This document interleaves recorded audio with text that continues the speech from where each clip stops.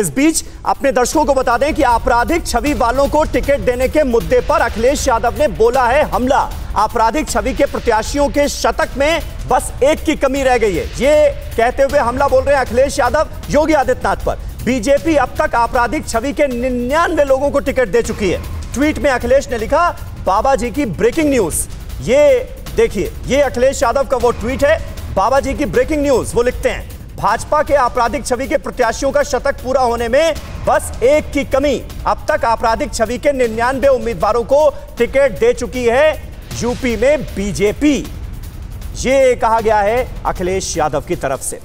आइए अब समझते हैं कि पिछले 4 चुनावों से पश्चिमी यूपी का वोटिंग पैटर्न क्या रहा है और इसमें किस तरह से बदलाव आए हैं। और यह समझने के लिए हम रुख करेंगे इंफॉर्मेशन वॉल का। पहले जिन्ना फिर पाकिस्तान, यूपी चुनाव में अब तालिबान, ध्रुवीकरण की लगातार कोशिश। लेकिन पश्चिमी यूपी का मूड क्या है? 2017 में बदला पश्चिमी यूपी का मूड, यह समझने की कोशिश करते हैं। अगर नेता इस तरह के बयान दे रहे हैं, ध्रुवीकरण की सियासत हो रही है, तो इसकी वजह क्या है यह भी तो समझिए। पश्चिमी यूपी का मूड देखिए, मुस्लिम 27%, जाट 17%, कुल हो जाते हैं 44%।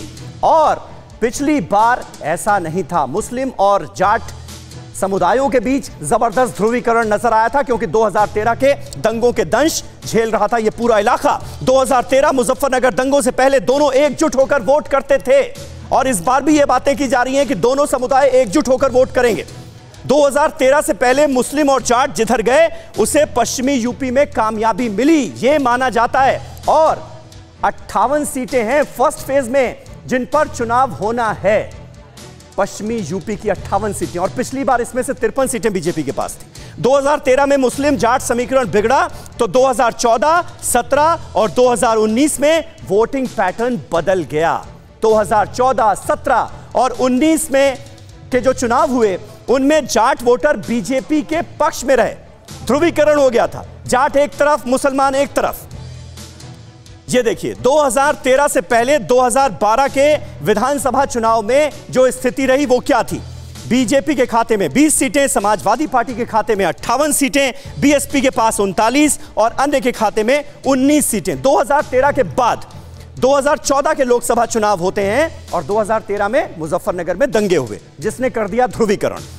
बीजेपी के खाते में 25 सीटें गई लोकसभा चुनाव में, शानदार प्रदर्शन बीजेपी का। और समाजवादी पार्टी के खाते में सिर्फ और सिर्फ 2 सीटें आईं 2014 के लोकसभा चुनाव में। तब यह भी कहा गया कि मोदी लहर थी।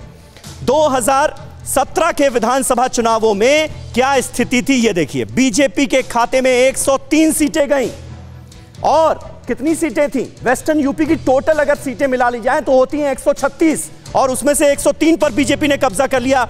एसपी के पास सिर्फ 27 सीटें और अन्य के खाते में 6 सीटें। जबकि 2012 के विधानसभा चुनाव में यह स्थिति थी, बीजेपी 20, एसपी 58 और बीएसपी के पास 39। लेकिन देखिए 2019 में कैसे चीजें 2017 में बदली। अब 2019 के लोकसभा चुनाव की स्थिति हम आपको दिखाते हैं। बीजेपी के खाते में 20, एसपी के खाते में 4।